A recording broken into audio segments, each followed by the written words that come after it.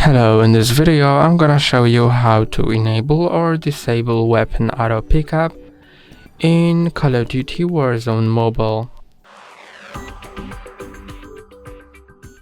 Click on Settings button, then Controls, Gameplay, and now to enable or disable weapon auto pickup you have to make sure that automation preset is set to custom.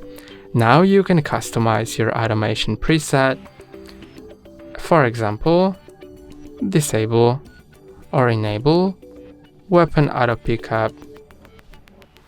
You can also choose whether to automatically pick up starter weapon and to automatically equip weapon or not.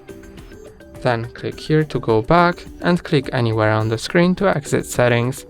That's all for today. Don't forget to like and subscribe. See you next time.